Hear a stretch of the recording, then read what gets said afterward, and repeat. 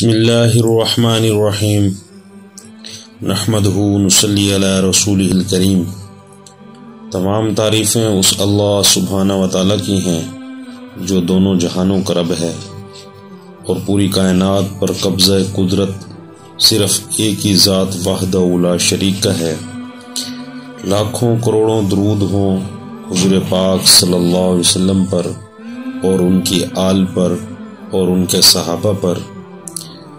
حضرت ابو امامہ رضی اللہ تعالیٰ عنہ فرماتے ہیں کہ ایک فاحشہ عورت مردوں سے بے حیائی کی باتیں کیا کرتی تھی اور بہت ہی بے باک اور بد کلام تھی۔ ایک مرتبہ وہ حضور پاک صلی اللہ علیہ وسلم کے پاس سے گزری تو آپ صلی اللہ علیہ وسلم ایک اونچی جگہ پر بیٹھے ہوئے سرید کھا رہے تھے۔ اس پر اس عورت نے کہا، دیکھو ایسے بیٹھے ہوئے ہیں جیسے ایک غلام ہوتا ہے اور ایسے کھانا کھا رہے ہیں جیسے غلام کھانا کھاتا ہے۔ یہ سن کر آپ صلی اللہ علیہ وسلم نے اس کو جواب دیا کہ کون سا بندہ مجھ سے زیادہ بندگی اختیار کرنے والا ہے۔ اس کے بعد اس عورت نے کہا، یہ خود تو کھا رہے ہیں لیکن مجھے نہیں کھلا رہے۔ تو آپ صلی اللہ علیہ وسلم نے فرمایا کہ تم بھی کھا لو۔ اس نے کہا، نہیں، مجھے اپنے ہاتھ سے کھلائیں گے تو میں کھاؤں گی ورنہ نہیں کھاؤں گی۔ تو آپ صلی اللہ علیہ وسلم نے اس کو اپنے ہاتھ سے دیا۔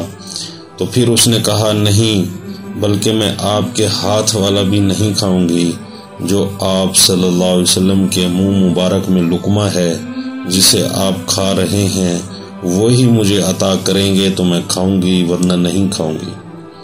تو آپ صلی اللہ علیہ وسلم نے اسے اپنے منہ والا نوالا عطا فرما دیا جسے اس نے کھا لیا۔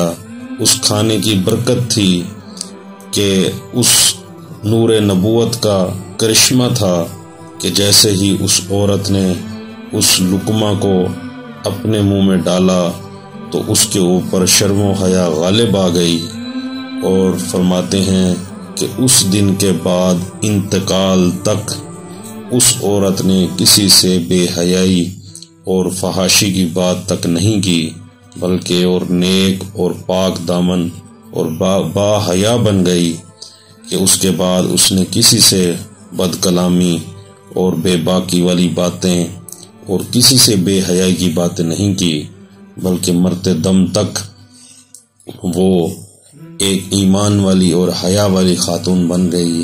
اور کیوں نہ بنتی کہ خاتم النبیین حضور پاک صلی اللہ علیہ وسلم کا نور نبوت اور آپ صلی اللہ علیہ وسلم کے منہ مبارک کا لقمہ اس کے اندر جیسے ہی گیا تو اللہ تعالیٰ نے اس کے اندر ایک نور ایمانی، ایک شرم و حیا اللہ نے ڈال دی، اور اس عورت کو اللہ تعالیٰ نے حضور پاک صلی اللہ علیہ وسلم کے منہ مبارک کے لقمہ کی برکت سے فاحشہ عورت سے با حیا بنا دیا۔